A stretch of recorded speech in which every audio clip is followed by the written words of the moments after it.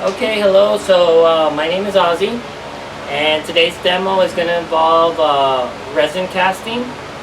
A little background on me is I started playing with resin and silicone molds before I started turning. I actually started turning at the beginning of the great unpleasantness that's going on right now.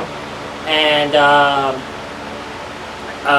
my resin casting involved casting parts for model kits, fishing lures, things like that.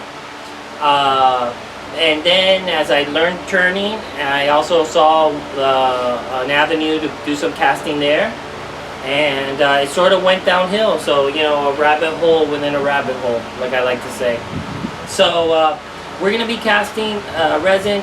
It has its dangers. So first things first is you have your safety glasses. You always wear that when you're turning, when you're casting.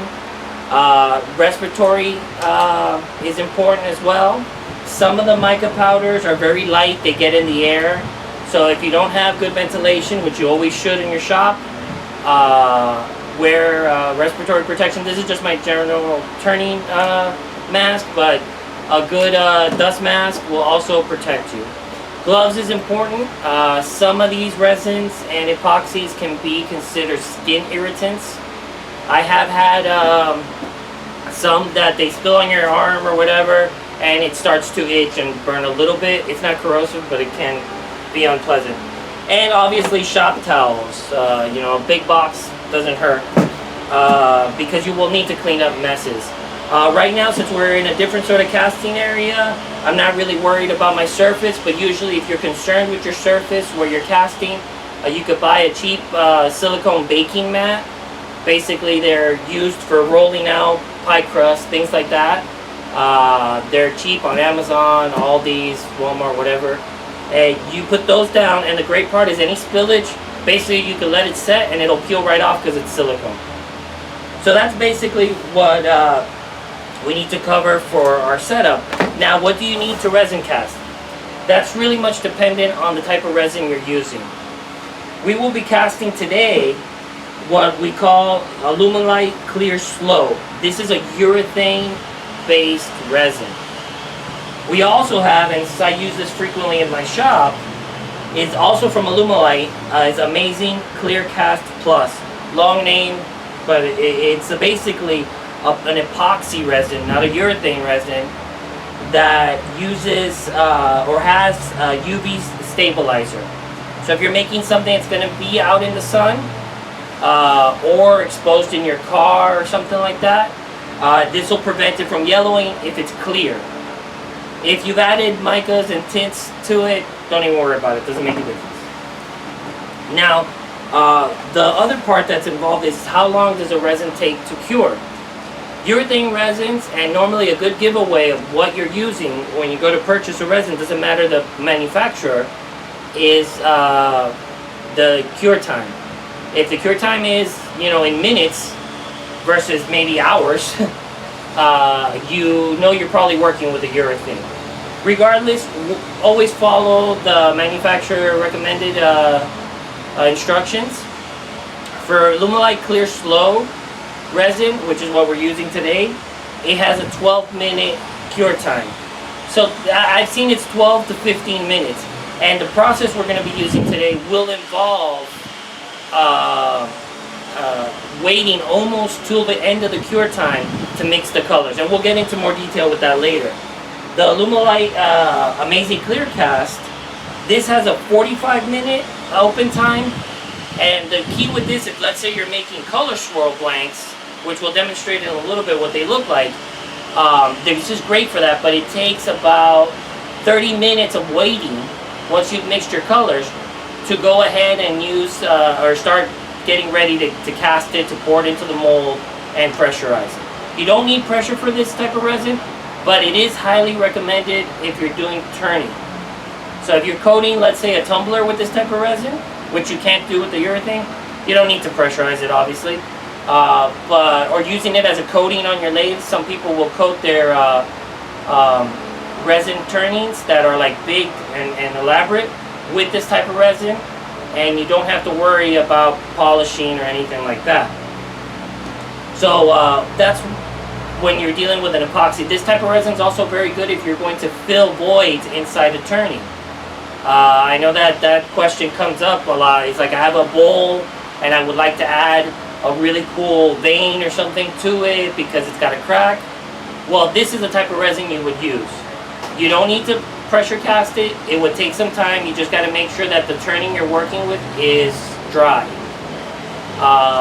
Epoxy resins are more forgiving to moisture, which is why they're excellent for that kind of application. Urethane resins will not forgive you. If you have any moisture in a hybrid blank or something you're casting, you will get a bad casting, or you'll get like white spots, which then will have to be turned away, so you have to be real careful with that. So that's a little quick overview of the actual resins. Like I said, follow what the manufacturer says. There's many different brands. I use Alumilite because, as I stated previously, I was casting fishing lures, and Alumilite was one of the first companies that made products for fishing lure casting, rubber worms, topwater lures, things like that. So besides the actual resin, what else do you need? Well, there's a bunch of stuff that we'll show soon. Is the micas. We'll show you here. This is a copper mica. You can cast faux stones. These are kind of interesting. We'll get close-ups of that later. Basically, they're polyurethane based like gems. That's why they're called spin gems. These are super cool to work with. They do sink like stones. They cut a little bit harder, but they're great to cast in resin. And you can use pigments of any type. We have these divine pigments are very good because they're opaque. So if you want to make an opaque casting that's solid, similar to this is the type of pigment you want. And what's great is this guy is here in Florida. He's down in the Keys, so it's very, very good to support a local business. What else do you need? You can add any type of additive, but if you want to mix your resin, you need to get a few things down. One, resin, the urethanes are usually by weight. What does that mean? We need a scale. We need a scale that's exact, that down to the gram. Doesn't have to be half gram. You're okay with that, but down to the gram. Especially if you're doing small. Let's say you're doing tube-in pen blanks, where you're just mixing a few grams of resin. You're mixing maybe 60 grams of resin. You need to have an exact scale. A timer helps. A timer will keep you sort of away from that setting time. I set mine to 15 minutes. I know if I'm getting close to the 15-minute mark, I've already gone a little bit over, but it usually never happens. And a reasonable temperature gun. Everybody has these. I mean, right now, everybody's using them for other things. Well, you get one at Harbor Freight, and they're perfect for checking the surface temperature of the resin to know if you're close to that measurement or that temperature that you need for mixing your colors. You need molds. That's obvious. You also need stir sticks. I use little plastic stir sticks made from dollar store cutting boards. This is Hdpe, similar to the same material that we get our molds made out of. You can get these other little plastic ones. You could use wood. The only thing with the little wood tongue depressors is, being that we're in Florida and the humidity is always high, my fear is that you would introduce some sort of water or moisture to the urethane resin. So I stay away from that. Plastic doesn't absorb moisture. So besides that, we need molds. So in this case, I'll show you some of the molds that I like to use. This is a bespoke pen blank mold. They make these guys. Reach over here. These are 3/4 inch by 8.5, 8-inch rods. These are used a lot for fountain pen making. Very popular right now, and very easy to cast. The mold is very pricey. It's, I think, $80, but well worth the investment if you plan on making resin for sale. Let's say. We also have our square block molds. These are also made by the same company, P-Town Subbing, and as you can see, the casting basically comes out as a block, and you cut it up to your pen blanks. You have Hdpe molds. These are knife scale molds or handle molds if you're making a handle for ice cream scoop, something to that effect. I have some custom molds here. This is a custom made sized by the same company that makes this other one. I called him and asked him if he could make this for, I was making these sort of hockey puck style hybrid art decorative things. But you could also make, like, let's say coasters with this if you have a band song you want to cut them up. We have a bottle stopper mold. We have an Hdpe block mold as well, which is basically the same thing as a silicone. So now why would you use one over the other? Let's say you're doing what's called a flip cup pour, where you grab your resin, you've mixed all your different colors in here. You want to be able to do this maneuver. So with the Hdpe one, it's not as handy for that, even though it is rigid. With the silicone one, it almost creates a seal. When you lift the cup, you get these amazing swirls. And in some of the blanks that you'll see on the table later, you'll see how some of those swirls are achieved. Other things that could be mold, pipe. These are just little, I forget what size this is, but basically they're, I think, 1.5 inches, because that's what bottle stoppers usually are. And these are a little bit better than the square because they're already round. So you could just tap them, you know, you cover them with a little hot glue and a piece of Hdpe cutting board or some plastic. They work great. Before I was making the bespoke blanks here in this silicone mold, I actually used 1-inch pipe. Let's take this one out. And you make a little caddy for your pressure pot. And you can purchase little silicone stoppers that actually have a little center point. And you just put that in, and when you cast, it's going to have a center. So now the only thing with these bigger ones, and I do have one of these here, these are more for like handles of small kitchen utensils. You can use them for pens. You're just taking off a lot of resin. So, you know, it's really depending on what you want to do. But you don't need to purchase mold if you don't want to. Here we have a big hybrid casting that was done in a previous demo. It's got 2 blocks of wood embedded with a pretty swirl. This is most likely going to be a big, like, dinosaur size egg, is what I was thinking to do. And this mold came from Dollar General. I think that's what they call it, the Dollar Tree. And it's basically a little Tupperware. I even used the lid to hold the wood down and casted it in here. Poured a little mold release, or sprayed a little mold release in it, and it pops right out. So this is going to be real interesting to turn. That's another thing that we need. Depending on the type of resin we're using, you will need mold release. Now, these molds, silicone and Hdpe, release the resin fairly easily. But if you're working with another type of plastic that you're not familiar or do not know the type of plastic it is, I highly recommend the mold release. If you're doing a urethane resin like we're doing today, you need to get the Stoner urethane, which is a purple one.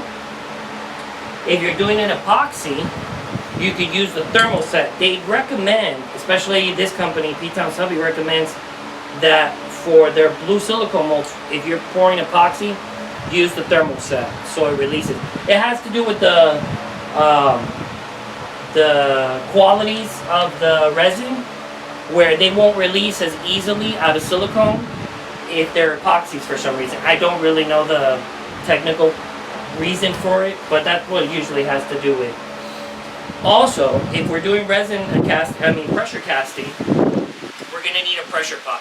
So we're gonna swing over here 1 second. And this is a Harbor Freight pressure pot. So basically, with this pressure pot, you're going to put your mold inside. You're going to lock it down, and you're going to pressurize it with a little air compressor. If you have a large air compressor, perfect. The minimum size air compressor you can use for this is 1 gallon. Reason being, since you have a short cure time on some resins, if it takes a long time to pressurize, you're not going to compress those air bubbles. So my little compressor, which is a silent type, is about 1 gallon. I plug it in, and it takes about a minute to fill. But basically, when the compressor turns off, the pot is at 55 psi, and it's ready to go. Now these Harbor Freight pressure pots, you can get professional quality resin casting pots, but they're very expensive. If you're just starting out, you might not want to do that expense. So what you can do is you buy a Harbor Freight pressure pot. They're about $90, and I think if you get that little coupon they have, if they still have it, it'll be a few bucks less. And I will tell you, it does not come ready for pressure casting. You have to do a few adjustments. You could go on YouTube and find plenty of videos explaining how to do it, but the one major one that you have to do is change the pressure relief valve, the safety valve, to a good quality one. Because this is rated for 60 psi. If for some fluke I haven't set my compressor right and I fill past 60 psi, this will start leaking air and it will prevent catastrophic failure of the pressure pot. Now I haven't really heard of it happening, but it's a possibility, so you need to be careful with that. So I upgraded the valve and changed a few little things in the hardware and have it preset to 55 psi. Technically, with most resins, all you need is over 30 or 40 psi. Some people that have the more expensive pressure pots go up to 70, 80 psi. Do not do that with a Harbor Freight pot. So be aware of the tool that you're buying. Make sure you read up on it. The other thing that you could do to sort of upgrade this pot is instead of using Teflon tape to do all the little hardware adjustments, there is it's a type of thread locker made by Loctite, which is an anaerobic thread locker. It's used also in those loud horns that they put on semi-trucks because they hold a lot of air pressure. That stuff will seal your pot and make sure that you don't have any leaks. If you have a resin that takes a long time to cure, you need to make sure that you can hold the pressure for the full cure time. So that's the thing. And also with your air compressor, the one thing that you do need to add to it is just a water catcher or a little water screen filter. I have this cheap one that has an external regulator on it. This is perfect to keep moisture out of your casting. So, oh, and there's a few other accessories you can buy. These are not really necessary, but basically, if you're doing a bunch of little castings, you can get this little caddy and you lower this in there and it holds all your little castings in place. We won't be using that today because we're going to be casting some bigger block molds, but it's something to keep in mind. You may notice I have weird little Sharpie marks all over my pressure pot. Sometimes you gotta play with these pressure pots to find where it seals. So it involves sort of turning the lid, pressurizing, and seeing where it gets the best seal. And when you do that, you mark it. So I kind of went a little overboard marking it, but I wanted to make sure there was no mistakes so I don't lose pressure. So a few things to go over that we kind of already touched base on. But we need our measuring cups. Something I might have forgotten to mention earlier is you can also use glitters. And we will be using glitters today. We're going to be using two types. One is called macro pearl. So it's like a very fine, and this one gets in the air. This is why you might want to wear a mask if you don't, today we're outdoors, so it's no big deal. It gets in the air everywhere. The other one we're going to be using is a fine, I forget the size of the glitter, but this is one of the micro glitters. It's very small. The heavier the glitter you use in your casting, the faster it's going to sink. So if you're doing a glitter laden casting like some people do, you're going to have some separation if it takes too long to cure. So also one thing that we're doing right now is we're heating up the mold. It is recommended that you heat up your mold because if you go to cast, especially an Hdpe mold, and the mold is, let's say, room temperature, and your resin's a little bit hotter because it's starting to cure, you will get the resin pull away from the corners and you get voids in your casting. Not too big a deal on some castings, but if you're doing pen blanks, you might actually end up losing your edges, Silicone molds or round molds is not as necessary but I still like to do it as a habit. So right now we're going to be casting our bespoke mold, and we're going to be doing 2 colors. We're going to be doing Plum Crazy Purple and Macro Pearl mixed with white Alumilite dye, which is an opaque dye, and we're going to be adding the purple glitter hippo to the dye. So we're going to see what that looks like. We're hoping to get a blank that's got a lot of swirls, a lot of activity. We're going to be doing what's called a dirty pour. So technically we're going to have 3 colors. Really it's purple and white, but I'm also going to reserve back some clear so we can do the dirty pour into it, and when it goes into the mold, it will show you how it swirls around. So like I said, I have the mold heating up. I want it to get to a certain temperature. So we're going to go ahead and start. We're going to set our timer. Like I said, I like to set our timer for 15 minutes. Now when this starts going, it is going to go fast.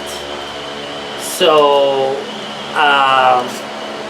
if something gets messed up, it's not a big deal. It sometimes happens. You're not going to have every casting go perfect. It's okay. So we're going to do the best we can. Okay. That's why we're only dealing with a few colors. I personally, if I'm dealing with a lot of colors, some of my blanks are 4 to 6 colors. Some professional casters are doing 8 colors. Mixing 8 colors in that amount of time is hard. So what I like to do is, beforehand, I will add my powder to the resin, to the cup, and then just pour my clear resin on top. Now, dye, powder, mica. So we'll do that. I'm not going to do it today. We only got 2 colors, so it's not that big a deal.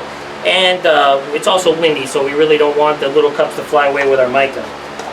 So we're getting our clean measuring cup. And with the type of resins that involve volume, this is something I forgot to mention earlier. So this is by weight, the urethane resin we're doing today. So these measurements out here don't really matter. But if you're doing a resin like the Amazing Clear Cast, this is by volume, 1:1. You use this cup. Now it's not really all of them, just use the first one. Or if you know the amount in milliliters, just have it. So my average block mold uses 600 milliliters in volume or 600 grams in weight.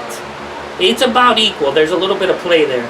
So if I'm using 600 milliliters, well, 300 and 300 milliliters of part A and part B for the resin that's volume, or 300 grams of part A and part B for the one that uses weight. Pretty simple. And it is critical. One thing that I like to do, especially with the volume resin, since it's a thicker resin, is I like to mix thoroughly for at least 2 minutes. This resin, I like to mix for 1 minute. So we're going to start, we're going to move the camera down so you guys can see what we're doing. So we're going to start with part A.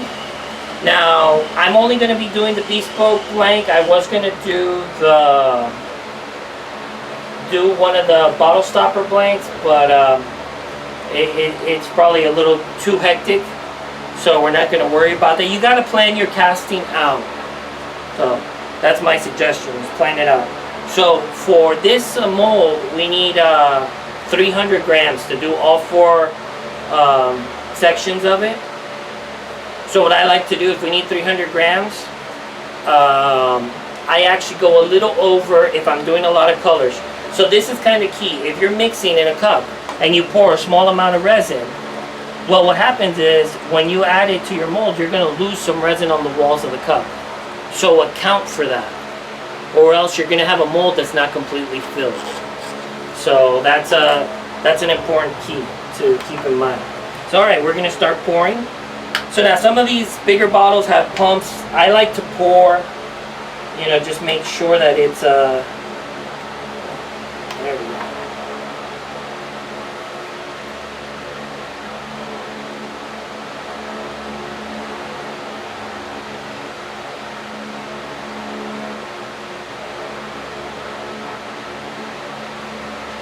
So I'm going to do actually 155 grams. 155.4. Not a big deal. You get a napkin here. Clean off your bottles, because if not, they end up all like slimy. Alright, so now we zero our scale. So we had 155. Now we zero our scale, and we're going to do, that was 155 of part A, we're going to do 155 of part B. Now here's kind of the part where you got to be careful. Do not over pour. You can go over a few grams. It's not the end of the world, but just be very careful.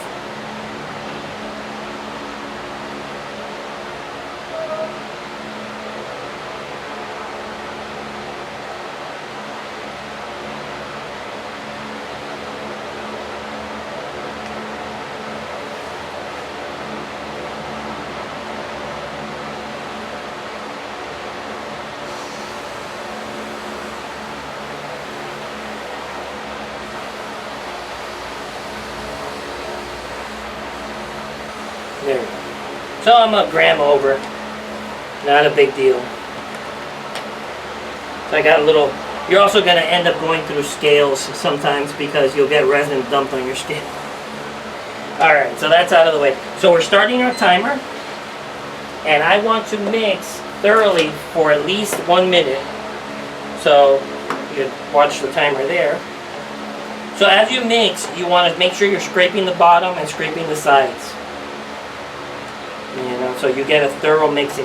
What'll happen with this resin, it'll start out cloudy and it'll go clear. Now, it already looks clear. Don't know if you can see that on camera. But, in all honesty, I like to give it a minute just to be thorough. I do not want to take chances of any unmixed material. So now you can weigh out also how much you put in each cup if you want to get exact proportions. I consider this a little bit of an art form, so I like to just wing it. But it's really up to you. You could get the scale back out and let's say put, 50 grams in one cup, 15 grams in another. It doesn't really matter. I use the little lines on the cup to get equal amounts. Alright, so we've mixed for a minute. So now we're going to go up to this first little line and see how much resin we have there. Ooh, they want to run away.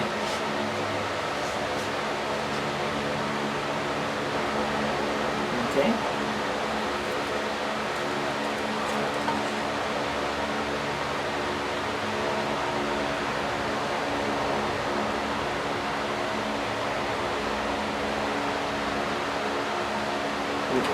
That's actually perfect. Like I said, we're doing a dirty pour. So a dirty pour is going to be exactly as the name. So we're going to leave this clear right there. So now we're going to add our white. Make sure you shake up your dye. Now you don't want to go a lot. Supposedly it's 1 gram of dye for, I don't know, every 100 grams of resin, something to that effect.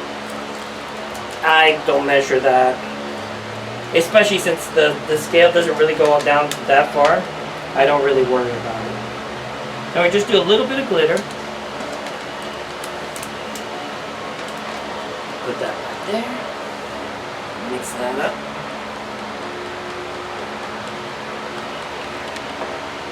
So we're still pretty white, but we have that cool little purple glitter there. So now let's go ahead and do these two. We're going to do our purple mica. Now purple we're going to do a little heavy since we have an opaque. We want this to be a pretty cool swirl blank. So that's 2 big little spoonfuls there. Get that out of the way. And now we're going to do macro pearl. And you can make a custom color. You can do any infinite number of combinations if you decide.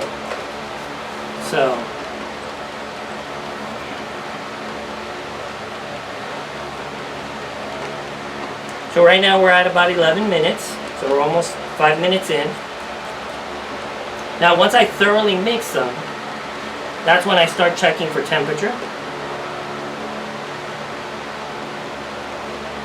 Now when you check for temperature, which I have that in my pocket right here. Don't just tempt the top. You really have to stir it to sort of mix it, almost like you know, when you're doing soup. You want to mix it before you taste it. So we're at 94 degrees. For some reason, and I really don't know why, opaque dyes tend to help the resin start curing a little bit. So we're about 92. Let's check our clear. 97. So we're going to wait to 100 degrees. So we got a few minutes. So I'm going to step away 1 second. We don't really have to stop the camera. Really, step away 1 second to go grab the mold and have it ready. Okay, right, so we got our mold out of the oven, and we got our little swirling stick that we use for this mold. So let's see, resin is at 102. Alright. How much time we got left? 9 minutes, alright. So a dirty pour works like this. What we're doing here is we're actually going to pour our colored resin back into the clear. Very just straight down the middle. It's going to form a little bubble. You might be able to see that. You want to get all that resin in. Okay, put this to the side. And then we're also going to pour our purple down the middle. Now we've reached a temperature that we're close to setting, so we should not get too much mixing. It will happen, but it should not be muddied up too much. Alright, so now we're going to do a little swirl, and we're going to start pouring into each void in the mold. And you can see it's already starting to swirl very nicely as it's pouring through. Let me see if I turn this way so we can see the cup better. Oh.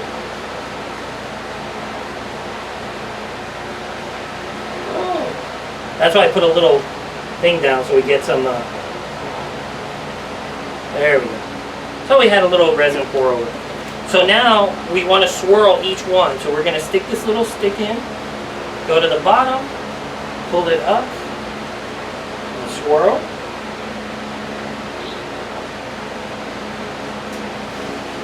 So bespoke also stands for Killless Pens.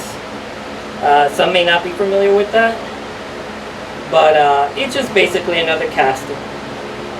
You know, this works, doesn't matter what you're doing. Okay, so now we're going to swing over here to the pressure pot. I'm going to take it with this whole little getup so we don't spill resin all over the place.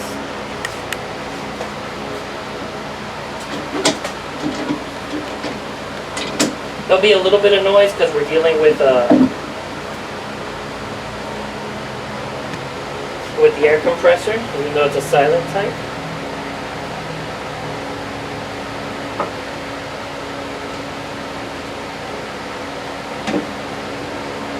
Okay. Now you want to make sure that when you lock your pressure pot down, you do it evenly, similar like the lug nuts on your wheel. Trying not to move this too much because I don't want to tip that block mold over. Okay, so now we're going to get our compressor. Now we're going to start slow, even though it has an air diffuser inside. Just like to start slowly, filling it up and then open. This is Hdpe, so I'm just going to let that dry and it'll peel right off. Don't even have to worry about cleaning that or wiping it off. You probably make more of a mess doing that. So that goes back. So, like I said, I like to give it 55 psi. Do what you're comfortable, as long as you're over 30. Doesn't really, you know, it's just for the sake of having a void-free casting. When you're turning, it's very important.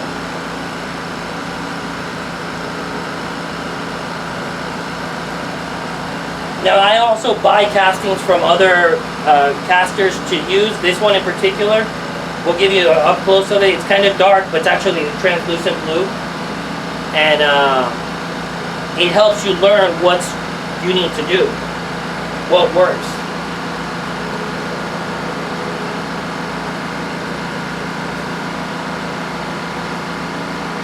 So we're at 55. I usually let the compressor run because I'm busy cleaning up. But right now we don't need to do that and I don't need to worry about that. So at 55, so now for 4 hours, I leave it alone. You can pull it at 2 hours, but unless you're really in a hurry, I don't see a need for that. But this is another reason I like to leave the resin in the cup so we can see how the casting hardens. So that's basically it. It is a very fast process once you start going. With the resin that's a little slower, you don't need to be in a hurry. You have a 30-minute time of working with the colors, and you don't have to stress about it. I would suggest if you're going to start resin casting, start with an epoxy resin. Try simple little things. You could buy them in smaller amounts. And if you feel that this is something you would like to keep doing or would enhance your woodworking, wood turning projects, it's an interesting part of the craft. You've seen how popular river tables are and all sorts of things like that. You can actually get a deep core resin that doesn't require a pressure pot and make castings with, and I have done that and it works. It's just very expensive. So we're gonna stop 1 second. We're gonna restart, but with the lathe. We're gonna show you how to turn some resin, how to get it to the state that you want to turn it safely, and we're also gonna show you a little bit of the finishing process of what's needed. Not too in detail. Nobody likes watching sanding. So that's gonna be it for the resin casting part. Okay, so we've done our casting. Now we got our blank, we want to turn. So what we're going to demonstrate today, everybody knows how to make a bottle stopper. It's more the qualities of the resin as you're turning. If you're uncomfortable knocking corners off of resin because it can chip out, you can take it to a belt sander or to a bandsaw and knock the corners off, and that's a lot safer. I use a mixture of traditional and Carbide Tools to do my resin. So I actually start off with a 40-40 grind bowl gouge. Now this ain't a bowl, but the way it cuts is so, in my technique, is so preferred to me that, and it's safe, that I like to use it much faster than a belt sander, less dust. I will use, when I'm knocking off the corners, a face shield. Normally you could get away with just safety glasses, but let's just go with a face shield for all our turning, especially if you're bowl turning. If you're turning a pen, not so much, but having resin explode, because it can happen because you were too aggressive, is not a fun thing, and it's, let's just say you might have to check your shorts after. So a face shield is a good thing to have.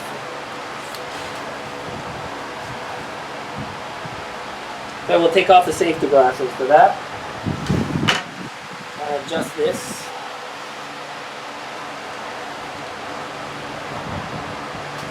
I also, if I'm inside my shop, I like to wear respiratory protection because there is some dust and you don't really want to be breathing in resin dust.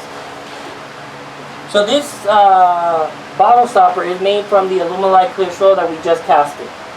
Obviously it's an older casting. So we're going to start first taking the blanks around.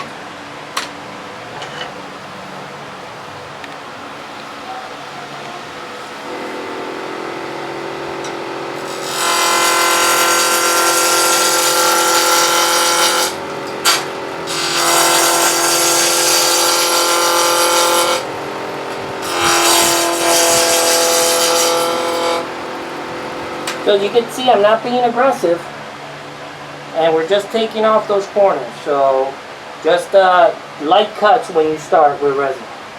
And this is why you need to wear a face shield.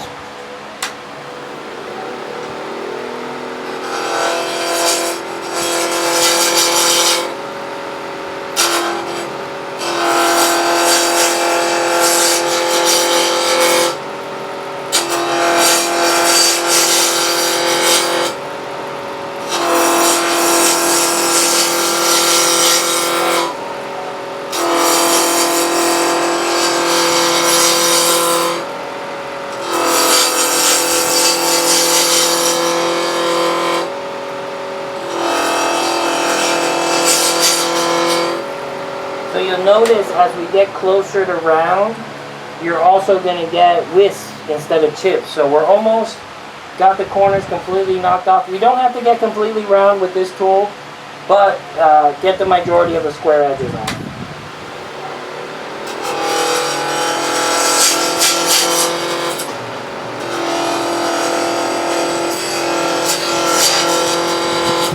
So we got a few little ridges there. So we're going to adjust our tool rest a little bit. And you can also use this tool as a scraper and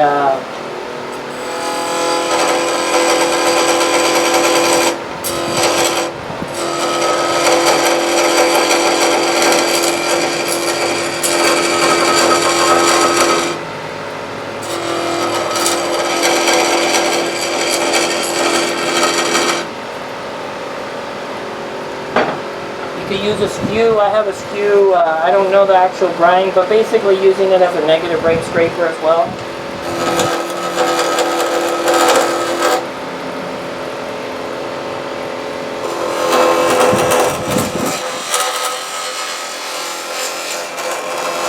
Or as a regular skew.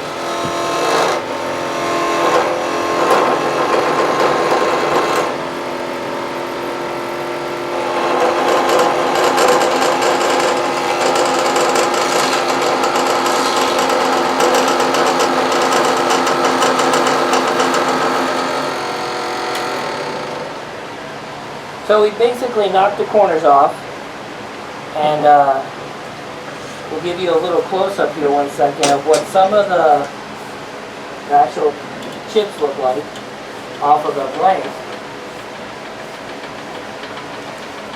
Because it's important to see what the resin is doing. So here, you can see that there's a few little bits of tear out and chips. And that's normal. We don't want that to go deep. But now we're going to switch over to the carbide tools and we can be a little more aggressive. I'm also going to turn up the speed on the lathe because it's about the middle step on the belt, so we're going to go all the way up.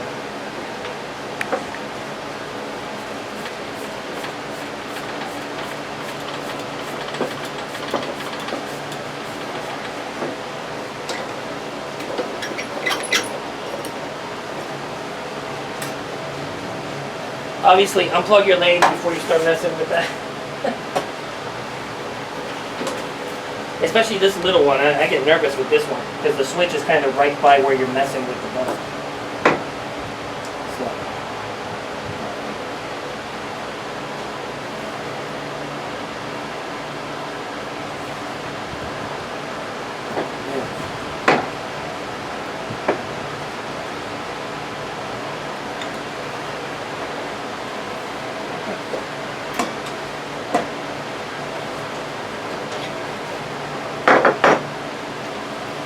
So you can continue with the same tool rest you were using, but I'm going to switch out to a flat top tool rest, just strictly on the fact that I prefer it for carbide tools.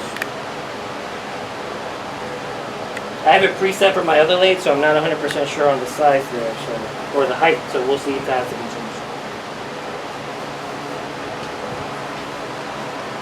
changed. So we're going to start with the round cutter carbide tool. This is the Easy Wood Tools CI5. This is their smallest round cutter, and it has a negative rate cutter on it. So very similar to our using our skew as negative rate.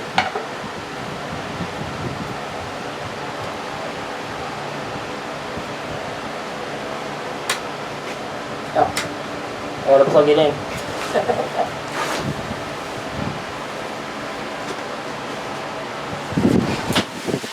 Safety first.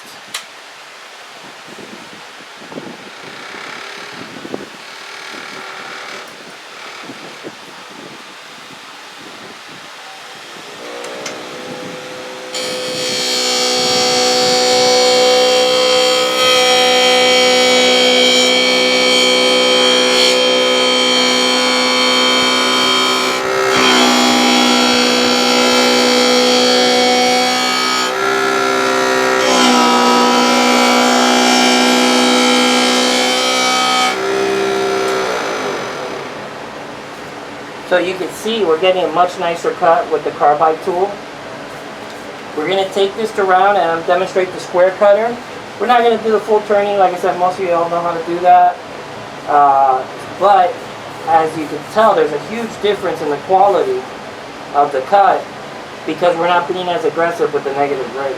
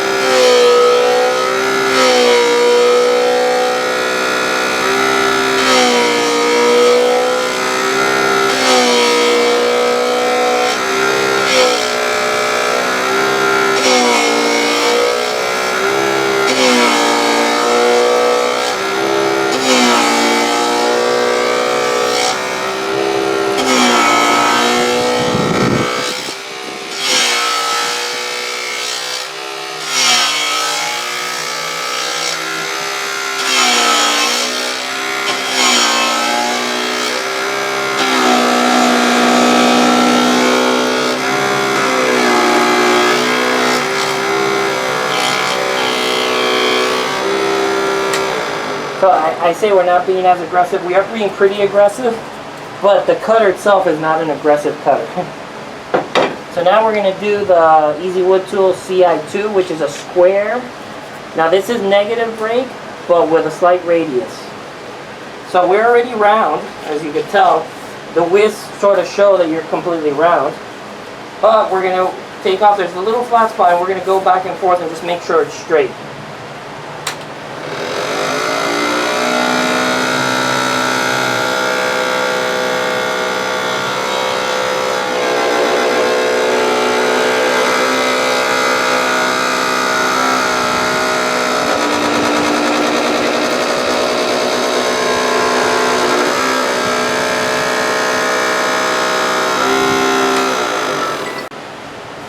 Okay, so we're turned to round completely, and the finish on here is actually really good. I'm actually very happy with that finish. So with resin, we all know nobody likes sanding. So with resin, we really don't want to sand heavy.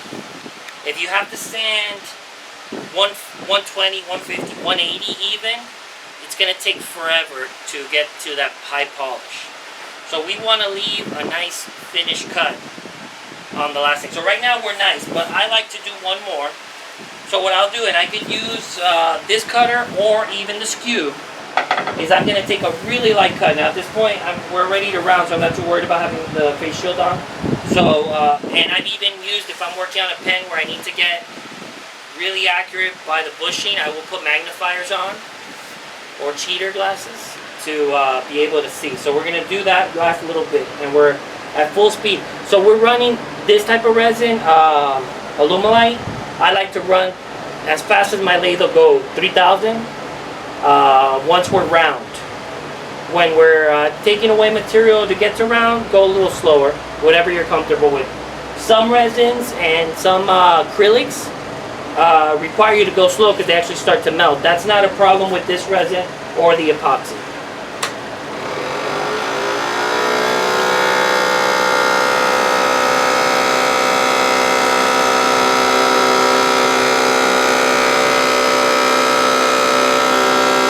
So, you didn't see anything coming on probably. That was literally dust.